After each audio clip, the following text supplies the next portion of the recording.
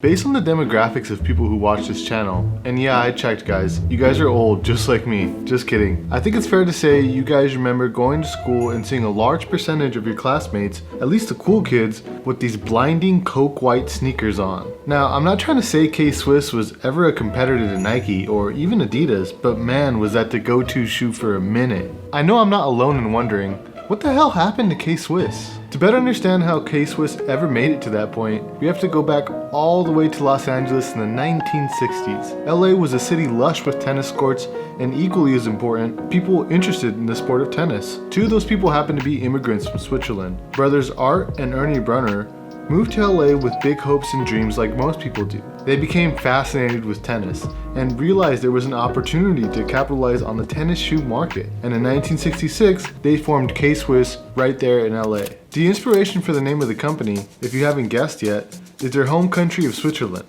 The K in the name stands for Killer California. Sorry, I'll never do that again. But it does stand for California, with a K. I guess they thought it would be dope to use a K instead of a C, but you know how people do that? California Kush, Killer California. Anyways, now allegedly, the two brothers were professional skiers back in their youth growing up in Switzerland. And this, along with their fascination with tennis, informed the design process for the company's very first shoe, the K-Swiss Classic. Released in 1966, the K-Swiss Classic was inspired by the three-piece upper of a 1960 ski boot, which typically featured side bindings and D-ring shoelace systems. These three features combined are important because of the lateral movement of skiing.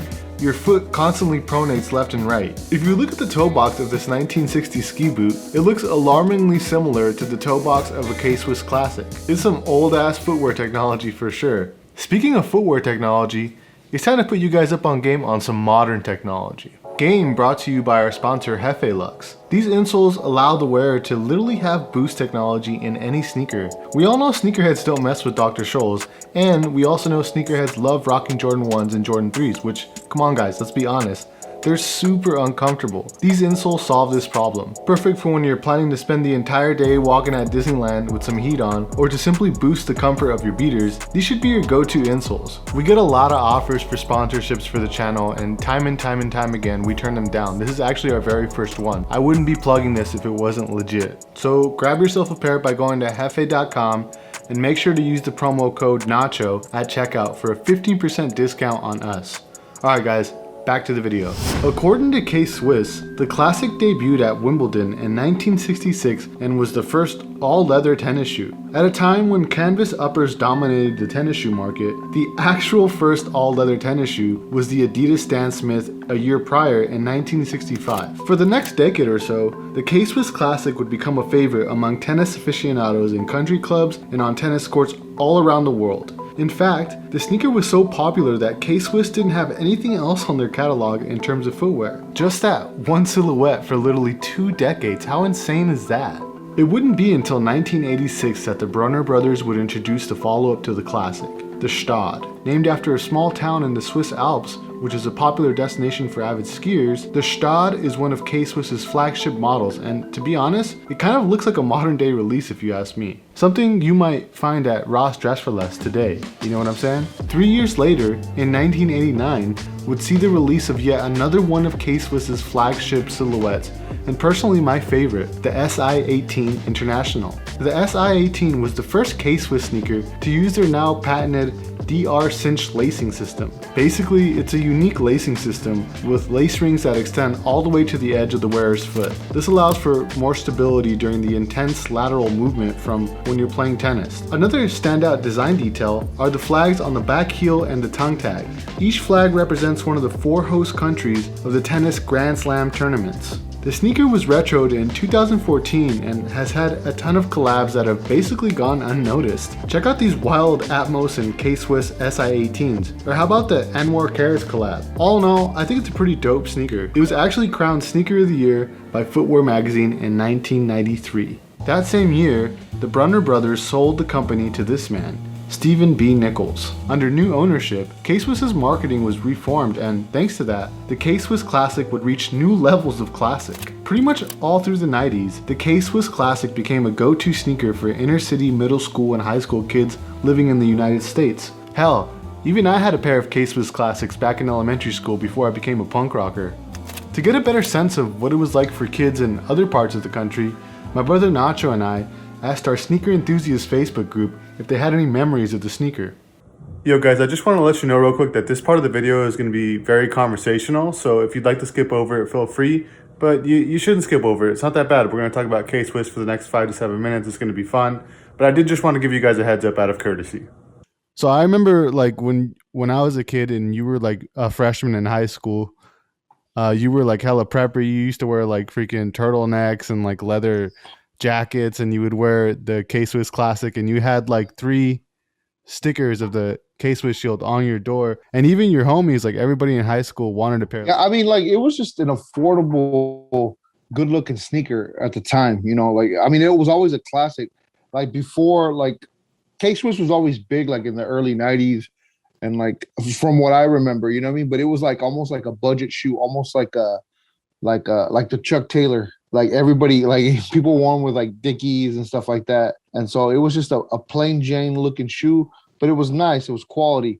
And it had like the gold little rivets, like the little laces, you know what I mean? And it was a dope shoe in my opinion. But yeah, man, I was heavy on them. Well, let's see what our homies in the sneaker enthusiast Facebook group are saying. Keith Bonds wrote in, he said, "Oh my God, the AF1s before the AF1s. This was my go-to shoe for everything. You wanted to impress the baddest chick on campus? You rock these." For me, they were clean, dude. They were like cocaine white. They were dope. I mean, like I said, they look clean, dude, with anything. Like it's such a simple shoe that just doesn't. It's up to me. It's up there with like, you know, the Club C, the Air Force One, the all whites. You know what I mean? Like those are like classic, traditional, like all white shoes that just to me will never go out. Well, shout out to Keith for writing in. They were definitely the AF1s before the AF1s, even though the AF1s were before the K-Swiss. Tony Ray Jr. said, "Hell yeah.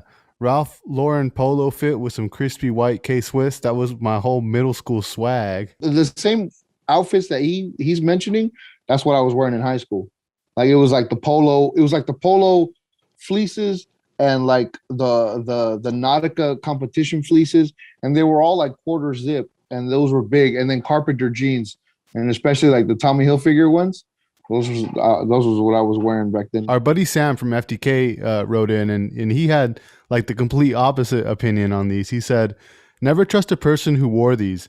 They also wore long plaid shorts or interstate jeans with Playa 69's football jerseys." Smacking my head.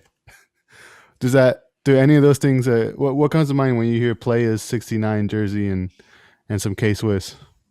That's some straight, like, you know, like those little Asian like clothing stores. Mm-hmm. Like and I mean they did.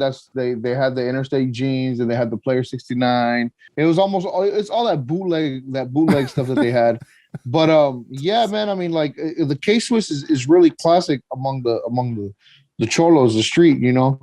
Still, usually, yeah, to this day, they still rock them. You know what I mean? It's just it's their thing. Shout out to Big Sam for writing in. We'll do one more.